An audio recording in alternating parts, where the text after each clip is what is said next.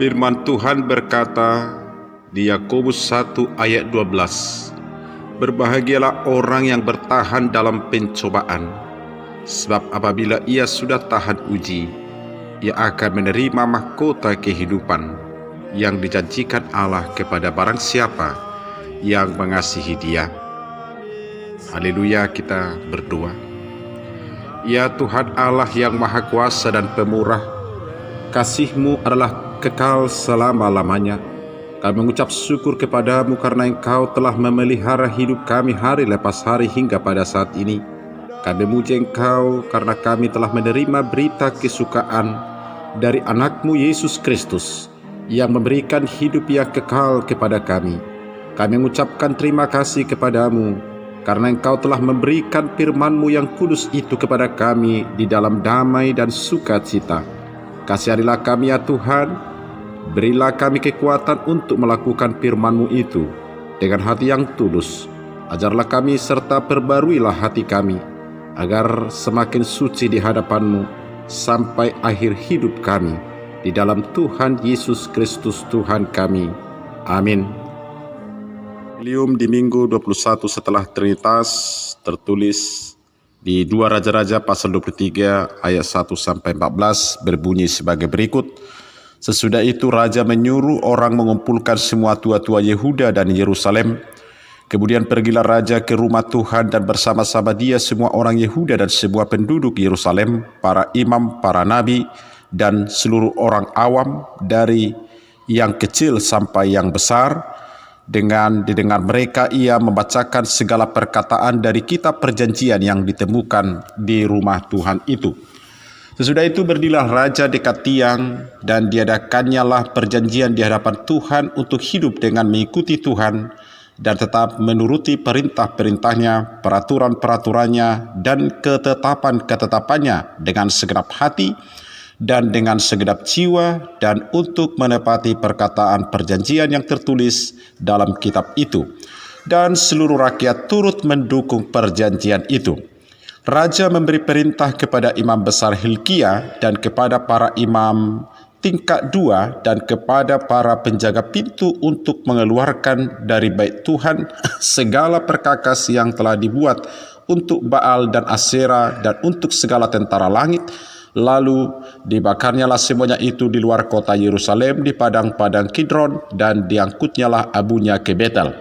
Ia memberhentikan para imam dewa asing yang telah diangkat oleh raja-raja Yehuda untuk membakar korban di bukit pengorbanan di kota-kota Yehuda dan di sekitar Yerusalem, juga orang-orang yang membakar korban untuk Baal, untuk dewa matahari, untuk dewa bulan, untuk rasi-rasi bintang, dan untuk segenap tentara langit.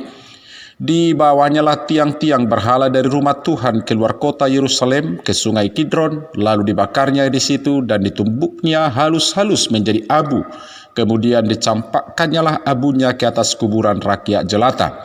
Ia merobohkan petak-petak pelacuran bakti yang ada di rumah Tuhan, tempat orang-orang perempuan bertenun sarung untuk Asyera. Disuruhnyalah datang semua imam dari kota-kota Yehuda, lalu ia menajiskan bukit-bukit pengorbanan tempat para imam itu membakar korban dari Geba sampai Berseba. Dirobohkannya pula bukit-bukit pengorbanan di pintu-pintu gerbang yang ada dekat lubang pintu gerbang Yosua, penguasa kota itu, yang ada pada sebelah kiri kalau orang memasuki pintu gerbang kota itu.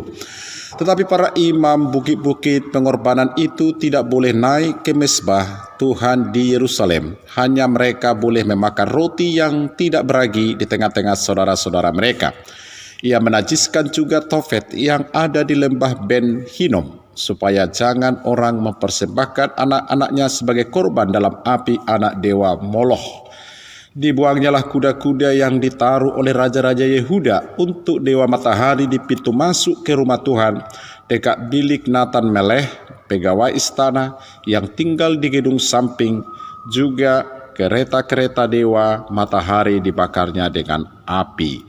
Mesbah-mesbah yang ada di atas Sotoh, tempat peranginan Ahaz yang dibuat oleh raja-raja Yehuda, dan mesbah-mesbah yang dibuat Manase di kedua pelataran rumah Tuhan dirobohkan oleh raja dan diremukkan di sana lalu dicampakkannya abunya ke sungai Kidron. Bukit-bukit pengorbanan yang ada di sebelah timur Yerusalem, di sebelah selatan bukit kebusukan, dan yang didirikan oleh Salomo, Raja Israel, untuk Asitoret, dewa kejijikan sembahan orang Sidon, dan untuk Kamos, dewa kejijikan sembahan Moab, dan untuk Milkom, dewa kekejian sembahan orang Amon, dinajiskan oleh raja. Ia memecahkan tugu-tugu berhala dan menebang tiang-tiang berhala, lalu ditimbuninya tempat-tempat itu penuh dengan tulang-tulang manusia. Demikian pembacaan firman Tuhan. Saudara yang dikasihi Tuhan, tema kita di minggu ke-21 setelah Trinitas ini adalah reformasi spiritualitas. Ada dua kata penting yang mau kita lihat di sini. Yang pertama kata reformasi dan yang kedua kata spiritualitas. Reformasi secara umum berarti perubahan terhadap suatu sistem yang telah ada pada suatu masa. Reformasi dapat mengacu pada beberapa hal berikut. Pertama, reformasi Protestan. Kata reformasi sendiri pertama-tama muncul dari gerakan pembaruan di kalangan gereja Kristen di Eropa Barat pada abad ke-16 yang dipimpin oleh Martin Luther, Ulrich Zwingli, Johannes Calvin, dan lain-lain. Ada juga reformasi Katolik, kadang disebut kontra-reformasi, adalah periode pembaruan pada gereja Katolik yang diawali dengan Konsili Trente sehubungan dengan struktur gerejani, tarekat religius, gerakan kerohanian, dan dimensi politis. Beberapa tokoh yang menonjol diantaranya Santo Pius V, Santo Ignatius Loyola, Santa Teresa dari Avila, Santo Yohanes dari Salib, Santo Fransiskus dari Sales. Nah, kita tentu tahu reformasi di negara kita Indonesia. Di Indonesia kata reformasi punya merujuk kepada gerakan mahasiswa pada tahun 1998 yang menjatuhkan kekuasaan Presiden Soeharto pada era setelah Orde Baru yang dinamakan era reformasi. Nah, sedangkan kata yang penting yang kedua kita tahu berdasarkan tema ini adalah spiritualitas.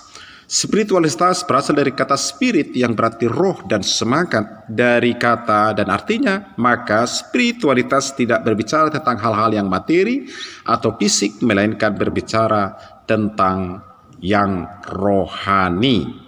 Nah, perlu juga kita tahu apa itu spiritualitas Kristen. Berbicara tentang spiritualitas Kristen itu berarti mempertanyakan hubungan atau relasi kita dengan Allah.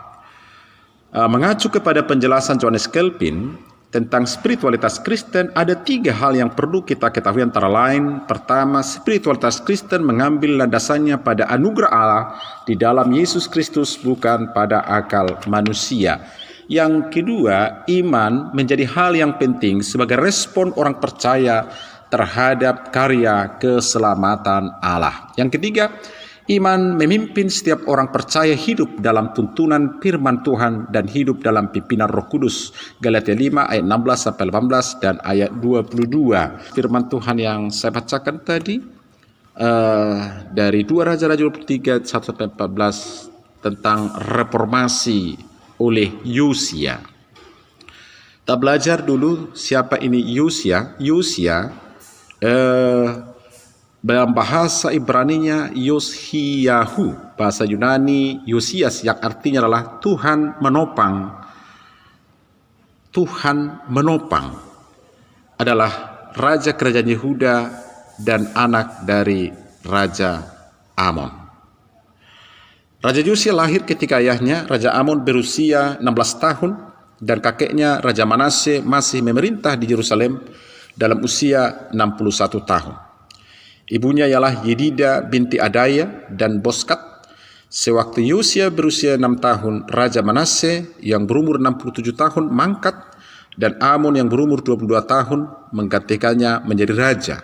Amon hanya memerintah selama 2 tahun karena dibunuh di istananya oleh pegawai-pegawainya yang mengadakan persepakatan melawan dia. Tetapi rakyat negeri itu membunuh semua orang yang mengadakan persepakatan melawan Raja Amon, dan rakyat negeri itu mengangkat Yosia anaknya menjadi raja menggantikan dia. Yosia berumur 8 tahun pada waktu ia menjadi raja. Kita lihat dalam nas ini Yosia tetap melakukan pembaruan walaupun bangsanya tidak akan luput dari hukuman Tuhan. Dia tetap berharap bahwa Tuhan akan mengampuni Yehuda. Tetapi sekalipun tidak, apa yang dia kerjakan memang sudah sepantasnya dikerjakan oleh siapapun yang taat kepada Tuhan, menaati Tuhan, dan menjalankan apa yang dia firmankan bukanlah sesuatu yang memerlukan perhitungan untung dan rugi. Menaati dia dan menjalankan firman-Nya adalah kewajiban mutlak setiap orang. Maka Yosia pun menjalankan terus reformasinya. Hal pertama yang dia lakukan adalah menekankan perjanjian antara Allah dengan umatnya. Israel dan Yehuda berdoa karena mereka telah melanggar perjanjian dengan Allah. Pertobatan sejati hanya mungkin terjadi kalau seluruh umat Tuhan menyadari dua hal, yaitu bahwa Allah telah setia kepada perjanjiannya dan seluruh manusia telah gagal dalam menaati perjanjian itu. Menekankan sisi bahwa Allah setia tidak akan membuat pertobatan sejati. Jika Allah memang setia, lalu apakah katanya dengan saya? Penekanan kepada kesetiaan Allah membuat berita pertobatan menjadi berita yang terus diremehkan orang. Seolah-olah kesetiaan Allah adalah sesuatu yang wajar kita peroleh dari Tuhan. Tapi kita lupa fakta bahwa kita telah memberontak terhadap perjanjian itu. Pemberontakan yang akan mengarahkan kita kepada penghukuman yang kekal. Jika kita melupakan bagian hidup ini, maka kita tidak mungkin merasa perlu bertobat. Saudara, setelah mengingatkan kembali kegagalan Yehuda dan Israel untuk menaati perjanjian dengan Allah yang setia, maka Yosia mengadakan pembersihan di tengah-tengah Yehuda. Imam-imam, dewa-dewa asing diberhentikan dan segala hal yang berkaitan dengan Baal dan dewa-dewa palsu lainnya dihancurkan oleh Yosia. Dia benar-benar mengadakan pembersihan untuk menghilangkan sama sekali efek dosa dan pengaruhnya yang mungkin akan bangkit di waktu yang akan datang. Ini dilakukan Yosia agar belas kasihan Tuhan tiba pada Yehuda. Jika Tuhan mau mengampuni, maka pastilah pengampunan Tuhan itu akan terjadi jika daerah Yehuda telah bebas dari berhala dan dari imam-imam berhala tersebut. Tapi seandainya Tuhan tetap tidak mau mengampuni, setidaknya penundaan penghukumannya terjadi sehingga Yehuda masih memiliki waktu sedikit lebih lama untuk bertahan. Yosia tidak menjadi putus asa walaupun Tuhan telah mengatakan akan tetap menghancurkan Yehuda. 2 Raja-Raja 22 ayat 20. Saudara, Yosia juga menghancurkan segala patung berhala dan mesbah-mesbah kurban. Ini bukan hanya untuk mencegah tindakan penyembahan berhala itu muncul lagi di waktu yang akan datang, tetapi juga merupakan tindakan yang didorong oleh kebencian yang sangat terhadap berhala-berhala itu. Penghancuran ini merupakan pernyataan kejijikan Yosia terhadap segala berhala, bukan sekedar menghindarkan diri dari dosa, tapi juga membenci dosa dengan sepenuh hati. Sisi lain dari mengasihi Allah adalah membenci dosa. Sebagaimana besarnya kasih kita kepada Allah, demikian juga besarnya kebencian kita terhadap dosa.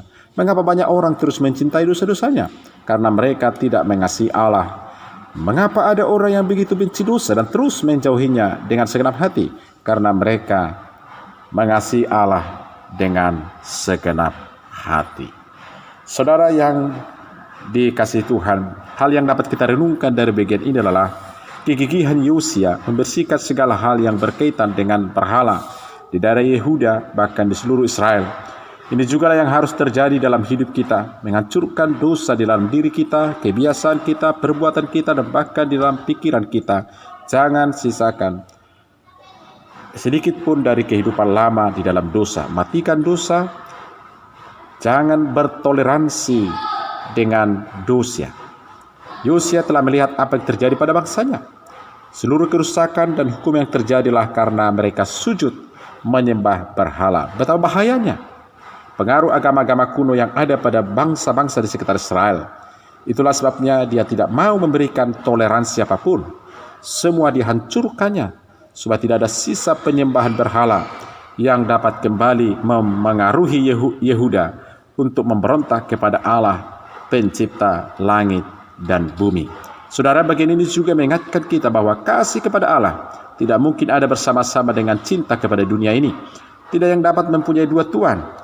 Dia akan setia kepada yang satu dan mengabaikan yang lain. Matius 6 ayat 24. Siapapun yang bersahabat dengan dunia ini menjadikan dirinya musuh Allah. Yakobus 4 ayat 4. Jika seseorang mengasihi Allah, maka dengan tingkat yang sangat besar dia akan membenci dosa. Sudahkah kita memiliki kasih kepada Allah dan kebencian terhadap dosa? Mungkin banyak orang akan melihat ada yang salah jika kita begitu dingin dan tidak peduli kepada Allah. Tapi sadarlah bahwa kasih kepada Allah yang tidak disertai dengan kebencian terhadap dosa adalah palsu. Jika kita mengasihi Allah, maka kita akan membenci dosa. Makin besar kasih kita kepada Allah, makin besar juga kebencian kita terhadap dosa. Tapi jika kita terus memikirkan tentang dosa, menyenanginya dalam hati kita, dapat merasa nyaman waktu terus membicarakan hal-hal yang dibenci Tuhan, dan hidup dengan sangat dekat dan akrab dengan dosa, maka kasih kepada Allah tidak mungkin mendapat tempat sedikit pun. Saudara-saudara, kegigihan Yosia ini untuk memperjuangkan adanya pertobatan sejati di tengah-tengah bangsa Yehuda sepertinya juga merupakan usaha yang mustahil, karena bukankah Tuhan sendiri telah menutup jalan pertobatan bagi bangsa Yehuda? Tapi Yosia memperjuangkannya bukan agar mendapatkan sesuatu, tapi karena memang itulah yang sepantasnya dilakukan. Jika kita masih terus tawar-menawar dengan Tuhan untuk hidup suci, maka sebenarnya kita tidak memahami bahwa hidup suci adalah sesuatu yang harus dilakukan karena kita diciptakan oleh Allah untuk hidup bagi Dia. Kita tidak melakukan suatu hal yang membuat Tuhan berhutang kepada kita kalau kita hidup suci. Kehidupan yang setia kepada Allah, yang mengasihi Dia dan yang fokus hanya kepada Dia merupakan kehidupan yang sepantasnya kita lakukan. Maka sebenarnya kita berhutang untuk hidup suci kepada Allah karena Allah telah menciptakan kita berbuat benar, meninggalkan dosa. Hidup suci dan ketaatan mutlak kepada Allah adalah hal yang harus dilakukan setiap orang dalam umat Tuhan. Tidak bisa tidak. Berbuat benar dan meninggalkan dosa tidak lakukan supaya mendapat sesuatu dari Tuhan. Yosia telah mengetahui bahwa Tuhan telah tetap akan membuang Yehuda. Lalu apakah itu berarti berbuat benar, menyingkirkan berhala-berhala palsu dan kembali kepada setia kepada Tuhan menjadi sia-sia? Tentu saja tidak. Hidup untuk Allah dan meninggalkan dosa adalah sesuatu yang memang harus ada pada diri kita. Bukan untuk mendapatkan sesuatu, melainkan itulah natur orang-orang yang menjadi mau umatnya. Sama seperti ikan hidup di air, bukan untuk mendapatkan pujian atau upah, tapi memang naturnya adalah di air. Demikian juga orang percaya hidup suci dan meninggalkan dosa, karena itulah hidup kudus, hidup kados yang sesuai dengan natur kita yang telah diperbarui. Mari belajar hidup benar, bukan supaya diberkati, tapi karena memang itulah yang harus dilakukan oleh setiap orang yang telah menjadi umatnya. Saudara yang kasih Tuhan, kita memiliki kegigihan untuk menghancurkan dosa dalam kehidupan kita. Kristus telah menebus kita, memberikan hidup yang baru untuk dipersembahkan seutuhnya kepada Tuhan. Sekarang bagaimana dengan kondisi gereja saat ini? Apakah ada kemajuan atau malah kemunduran dalam reformasi spiritualitas? Ataukah kita hanya terpaku dan puas dengan keadaan sekarang ini? Dalam firman ini, mari ada sebuah kebangunan rohani bagi kita. Masih adakah kerinduan akan kebangunan rohani dalam hati kita? Bila di dalam hati kita tidak tampak setitik kerinduan akan kebangunan rohani, berarti kita hanyalah orang Kristen yang tidak membutuhkan lawatan Allah. Kita hanya puas dengan keadaan rohani kita saat ini yang penuh dengan kesuam-suaman kuku, dangol-dangol sisilon. Jangan menjadi orang Kristen tanpa api. Kita semua harus kembali lagi mendobrak tradisi lama yang hanya meninabubukan orang Kristen. Api penginjilan harus dinyalakan. Api pertobatan harus dinyalakan. Api pengampunan harus dinyalakan. Api kekudusan harus dinyalakan. Tanpa api kita hanya menjadi manusia tanpa membawa dampak bagi dunia ini. Raja Yosia memberikan contoh yang baik bagi kita dan mengajak kita untuk kembali menyalakan api kebangunan rohani, permalukan iblis, dengan menyalakan api kebangkitan dalam gereja. Saudara, dalam mengakhiri khotbah ini, renungan ini sebagai persiapan kita dalam bahan bimbingan tuntunan tahun formasi spiritual GKP di tahun 2017 di halaman 4 melalui penetapan tahun formasi spiritual 2017 dikatakan di sana, apakah spiritualitas kita bertumbuh atau tidak? Apabila spiritualitas kita lemah dan lesu, maka hal-hal itu ditandai dengan yang pertama, hilang kerinduan beribadah, antara lain membaca Alkitab, firman Tuhan, berdoa dan bernyanyi. 2, hilang kegairahan untuk bersaksi. 3, hilang kegairahan untuk melayani. 4, mulai memberi nilai kepada dosa berdasarkan surat standar dunia yang mengatakan semua orang berdosa. 5, hidup tidak bersyukur mengandalkan kekuatannya. 6, menjauhkan diri dari persekutuan. 7, lari dari tanggung jawab. 8, tidak merasa memiliki. 9, undur diri dari kegiatan gereja. 10, mencintai diri sendiri. 11, hidup pasrah dan putus asa. 12, tujuan dan pencarian makna hidup kabur. Hidup seperti robot, tidak punya pilihan. Reformasi yang mau diharapkan melalui firman ini dalam kehidupan bergereja kita harus meletakkan spiritualitas Kristen, mengambil dasarnya kepada iman sebagai respon terhadap anugerah Allah yang menguduskan dan membenarkan manusia berdosa, sehingga relasi Allah dengan manusia dapat dipulihkan. Karena iman orang percaya menerima karunia Roh Kudus yang memimpinnya mengenal Allah dan memiliki hubungan yang intim dengan Yesus Kristus dan mempersembahkan hidupnya untuk kemuliaan Allah. Amin. Anugerah Tuhan kita Yesus Kristus, kasih setia Allah Bapa, serta persekutuan Roh Kudus menyertai kamu. Amin.